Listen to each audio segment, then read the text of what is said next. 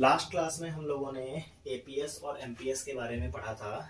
आज हम लोग थोड़ा सा एपीएस और एमपीएस, एपीसी, एमपीसी इनके बीच में रिलेशन के बारे में भी पढ़ लेते हैं हम लोग कि एपीसी और एपीएस में क्या रिलेशन होता है, एमपीसी और एमपीएस में क्या रिलेशन होता है। 1 मार्क में कभी कभी क्वेश्चंस आ जाते हैं, तो आप लोगों को हमेशा ध्यान रख करके चलना है कि ये ध्यान रखना बेटा कि एपीसी प्लस एपीएस इसकी वैल्यू होती है 1 के बराबर,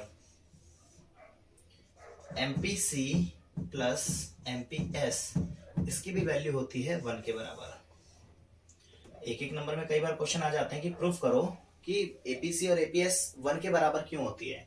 1 का मतलब होता है बेटा 100%। आपकी इनकम तो है 100%।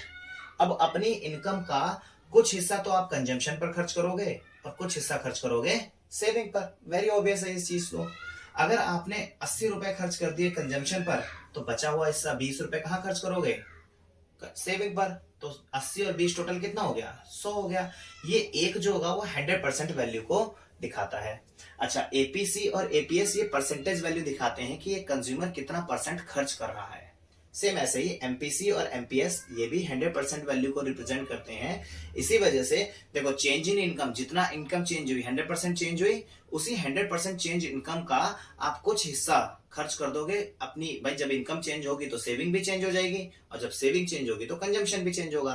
तो इसी वजह से इनकी जो वैल्यू होती है वो 1 के बराबर होती है। 1 का मतलब 100%। जो भी चेंज आएगा, अगर आपने 50% कंजम्पशन में चेंज किया है तो 50% ही आप सेविंग पर चेंज करोगे। अगर मैं कहता हूं कि अपनी बढ़ी हुई इनकम का 80% आप कंजम्पशन पर खर्च कर रहे हो, तो आप 20% सेविंग पर खर्च करोगे। तो हमेशा 100 और दोनों की वैल्यू जो होती है वो 100 के बराबर ही होती है, क्योंकि परसेंटेज में होती है ये वैल्यू। इस वजह से इसको हम लोग 0 पॉइंट के अंदर मापते हैं। तो आज हम लोग सबसे पहले रिलेशन कर लेते हैं। सबसे पहले हमारा जो रिलेशन है वो एपीसी और एपीएस के बीच में है। कैसे रिलेशन होता है तो देख लेते हैं हम लोग। Relation between APC and APS, इसको हम लोग बोलते हैं एपीसी तथा एपीएस के बीच संबंध। संबंध अब कैसे होते हैं इनके बीच में? मधुर मधुर संबंध हैं, बहुत अच्छे संबंध हैं इनके बीच में। अब वो कैसे हैं मधुर संबंध? देखो, अभी हम लोगों ने बात की थी कि इनकम जो होती है हमारी, जो वाई होती है, इट हैज ऑलवेज 2 पार्ट। एक तो होता है कंजम्पशन, दूसरा होता है आपका सेविंग। तो कंजम्पशन और सेविंग, या इनकम अगर होगी तो कंज्यूमर दो ही चीज करेगा, या तो कंजम्पशन कर सकता है या सेविंग कर सकता है। दोनों करेगा तो कुछ कुछ हिस्सा दोनों का करता है आकर के। तो अब देखो, हम लोगों ने करा था कि y is equal to C plus S होता है। अगर 10 रुपए इनकम है और उसने 10 रुपए कंजम्पशन पे कर दिया तो सेविंग 0 हुई। 8 रुपए कंजम्पशन पे किए तो 2 रुपए सेविंग हुई। 2 रुपए का कंजम्पशन किया तो 8 रुपए सेविंग हुई। सारी सूरतों में वैल्यू हमारी इनकम के ही बराबर होगी। अब हम अगर बात करें कि एपीसी और एपीएस के बीच में रिलेशन क्या होता है, तो इन दोनों के बीच में रिलेशन होता है APC plus APS is equal to 1। अब वो कैसे होता है देखो, अभी अभी मैंने आपको बताया कि y is equal to C plus S. ये होता है इनकम के 2 पार्ट, या तो कंजम्पशन करोगे या फिर सेविंग करोगे। अब मैं कहता हूं कि इस इक्वेशन है, इसको हम लोग बोल देते हैं इक्वेशन 1। इस इक्वेशन को हम डिवाइड कर देते हैं, divide equation 1 by y। y से ही हम लोग डिवाइड कर देते हैं। ये y से डिवाइड अगर मान लो हम लोग करते हैं तो पूरे लेफ्ट हैंड साइड को LHS एंड RHS, दोनों ही साइडों को हम लोग y से डिवाइड कर देते हैं। तो यहां लिख लेते हैं हम लोग y is equal to C plus S. Divide कर दो y से, y y y। इससे इसको काटा तो इसकी वैल्यू आई 1। सी प्लस सी अपॉन में y की वैल्यू क्या होती है बेटा? हम लोगों ने पढ़ा था APC is equal to C upon में y। तो इसकी वैल्यू हुई बेटा आपकी एपीसी के बराबर। एस अपॉन में y हमने क्या पढ़ा था? APS is equal to S upon में y। Particular level of income पर जितनी सेविंग उसे APS, particular level of income पर जितनी कंजम्पशन उसे एपीसी। तो एस अपॉन में y की वैल्यू कितनी आई? एपी एस के बराबर आई। तो हमारे पास में एक अल्टरनेटली एक रिलेशन आया, वो ये बताता है कि APC plus APS is equal to 1 के बराबर होता है। तो इन दोनों के बीच में अगर कभी भी रिलेशन पूछा जाएगा तो APC plus APS stands for in दोनों की वैल्यू 1 के बराबर, क्योंकि इनकम हमेशा 100% के बराबर है। एक की वैल्यू 0.2 रहेगी तो दूसरे की 0.8 रहेगी। दोनों को मिलाएंगे, वैल्यू आ जाएगी 1 के बराबर। चलिए अब अगला रिलेशन है हमारा relationship between MPC and MPS. यहाँ पर भी हमारा एमपीसी और एमपीएस के बीच में संबंध कैसा होता है, तो हमने अभी अभी आपको बताया कि MPC plus MPS is equal to 1 होता है। अब प्रूफ करके कैसे दिखाएंगे वो देख लेते हैं। अभी अभी हमने पढ़ा था कि y is equal to C plus S होता है ना। तो डेल्टा y अगर इनकम में कोई चेंज आएगा तो कंजम्पशन में भी चेंज आएगा, delta C plus delta S होगा क्योंकि जब इनकम में चेंज आता है तो कंजम्पशन में भी चेंज आता है और सेविंग में भी चेंज आता है। इसको अब हम बोलते हैं इस बार इक्वेशन 1। अब देखो, अब हम इस पूरी की पूरी इक्वेशन को लेफ्ट हैंड साइड और राइट हैंड साइड को डिवाइड कर देंगे डेल्टा वाई से। तो divide equation 1 by delta Y. इस बार डेल्टा वाई से डिवाइड करेंगे पूरी की पूरी इक्वेशन को। तो delta Y is equal to delta C plus में डेल्टा एस था आपके पास में था। अब इसको भी डिवाइड कर दो डेल्टा वाई से, ये भी डेल्टा वाई और ये भी डेल्टा वाई। काट दो, इसकी वैल्यू आई 1 के बराबर। डेल्टा सी अपॉन में डेल्टा वाई क्या था आपका, हम लोगों ने पढ़ा था कि एमपीसी की वैल्यू क्या थी, डेल्टा सी अपॉन में डेल्टा वाई। आय में परिवर्तन होने के कारण जो तुम्हारा उपभोग में परिवर्तन होता है, तो ये किसके बराबर हुई, एमपीसी के बराबर हुई। दूसरा हमने पढ़ा था एमपीएस क्या होता है, डेल्टा एस अपॉन में डेल्टा वाई। इनकम में जो चेंज आया उसकी वजह से सेविंग में क्या चेंज आया उसे बोलते हैं एमपीएस। तो ये देखो, ये डेल्टा एस अपॉन में डेल्टा वाई है, प्लस इसको क्या वैल्यू आएगी, एमपीएस की। तो hence proved MPC plus MPS, इन दोनों की वैल्यू किसके बराबर होती है, 1 के बराबर होती है इन दोनों की वैल्यू। तो आगे के टॉपिक में हम लोग पढ़ लेते हैं एक बार कि क्या एपीसी की वैल्यू 1 से अधिक, मोर देन 1, 1 के बराबर या लेस देन 1 हो सकती है। तो हमारा जवाब होगा यस, कि the value of APC could be more than 1, equals to 1 and less than 1 also.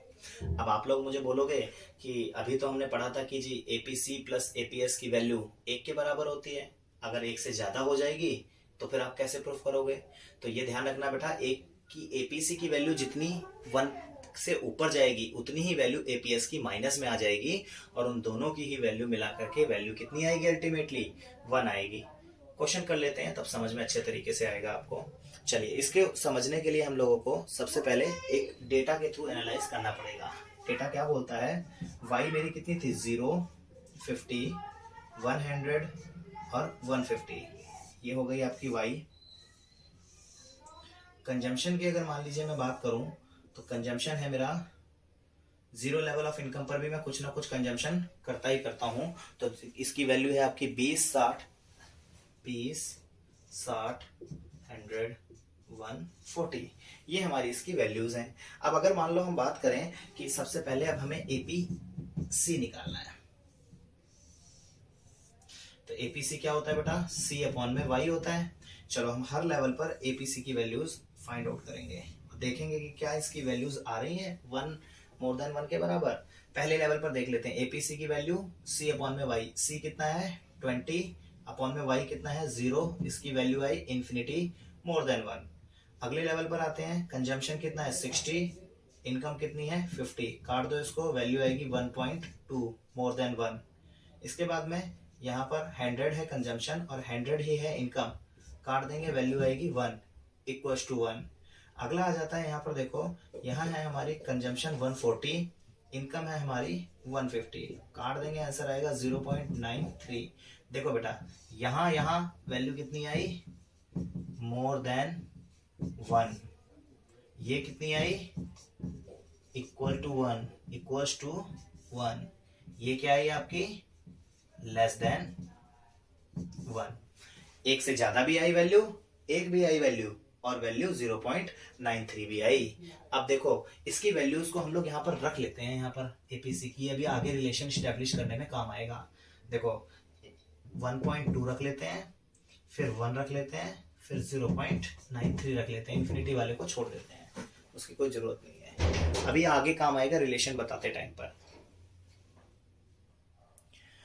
अब हम लोग देख लेते हैं कि अगला क्वेश्चन ये बोल रहा है कि क्या एपीएस की जो वैल्यू है लेस देन 1 हो सकती है, यानी कि 1 से कम हो सकती है, क्या इसकी वैल्यू इक्वल्स टू 0 हो सकती है, और क्या इसकी वैल्यू नेगेटिव में हो सकती है। तो हमारा आंसर होगा जी हाँ, अब वो कैसे, सेम डेटा में हम लोग एक बार देख लेते हैं निकाल करके कि किस तरीके से ये चीजें निकलेंगी। देखो बेटा यहाँ पर सबसे पहले जब हमारी इनकम 0 थी तो हमने कंजम्पशन 20 का किया, यानी कि हमारी सेविंग हो गई माइनस की 20। जब हमारी इनकम 50 की थी तो हमने कंजम्पशन कर दिया 60 का, यानी कि सेविंग हुई माइनस की 10। जब हमारी इनकम 100 की थी तो कंजम्पशन हो गया हमारा 100 का, इसका मतलब हमारी सेविंग हो गई 0। जब हमारी इनकम थी 150 की तो हमने कंजम्पशन किया 140 का, यानी कि 10 रुपए हमने बचा लिए। यहाँ पर सेविंग आ गई हमारी पॉजिटिव में, प्लस में। अब देखो एपीएस कैसे निकालते हैं, एस अपॉन में वाई। तो सेविंग देखो सबसे पहले -20 अपॉन में 0, तो इन्फिनिटी हमारी माइनस में रहेगी, डैश कर दो वैल्यू, उसके कोई फर्क नहीं पड़ता। अगले में आ जाओ, आपकी जो वैल्यू है ये देखो -10 है यहाँ पर, अपॉन में तुम्हारी इनकम कितनी थी 50 थी, काट देंगे इसको तो हमारा कितना आता है 0.2 माइनस में। अब देखो 0.2 माइनस में आया है आपका यहाँ पर। उसके बाद में अगला देखो, यहाँ पर वैल्यू है 0 और यहाँ पर इनकम कितनी है 100, सेविंग है 0, इनकम है 100, डिवाइड करेंगे आंसर आएगा आपका 0। अगले में देख लेते हैं हम लोग, यहाँ पर सेविंग कितनी है आपकी 10 और इनकम कितनी है आपकी यहाँ पर 150, डिवाइड कर देंगे 15 से 1 तो 0.07, ये आंसर आया आपका। अब देखो अगर मान लो अब हम लोग यहाँ पर बात करें तो देखो सबसे पहले हम लोगों ने बात करी यहाँ पर क्या इसकी वैल्यू नेगेटिव में हो सकती है, तो जी हाँ ये रही इसकी वैल्यू नेगेटिव में, यहाँ से यहाँ तक। सेकंड लेवल पर इक्वल्स टू 0, थर्ड लेवल पर लेस देन 1। अब ये मोर देन 1 क्यों नहीं हो सकती, मोर देन 1 इस वजह से नहीं हो सकती कि क्योंकि हम लोग कभी भी इनकम से ज्यादा सेविंग नहीं कर सकते हैं। इनकम को अगर 100% मान करके चलें, अगर 1.2 आया इसका मतलब अगर 100 रुपए की इनकम है तो हम 120 रुपए बचा नहीं सकते हैं। हाँ, लेकिन उपभोग जरूर कर सकते हैं, उधार मांग करके कर सकते हैं, लेकिन सेविंग हमारी कभी भी नहीं होगी। अब अगर मान लो बेटा हम लोग अभी बात करें एपीसी और एपीएस की, तो इन दोनों की वैल्यूज हमेशा 1 के बराबर ही रहेगी। इसको प्रूफ कर लेते हैं, एक बार हम लोग देख लेते हैं। अभी 1 से ऊपर चली गई थी एपीएस की वैल्यू। अब देखो एपीसी की वैल्यू जो हम लोगों ने निकाली थी, सबसे पहले वाले पे इन्फिनिटी आ गया था, ठीक है। उसके बाद में तुम्हारी देखो वैल्यू कितनी आई तुम्हारी, यहाँ ये प्लस की इन्फिनिटी है, माइनस की इन्फिनिटी है। उसके बाद में देखो ये आ गया आपका 1.2 था एपीसी की वैल्यू, यहाँ पर वैल्यू कितनी थी 1 थी, यहाँ पर थी 0.93। यहाँ देखो बेटा APC plus APS is equal to 1 होगा हमेशा।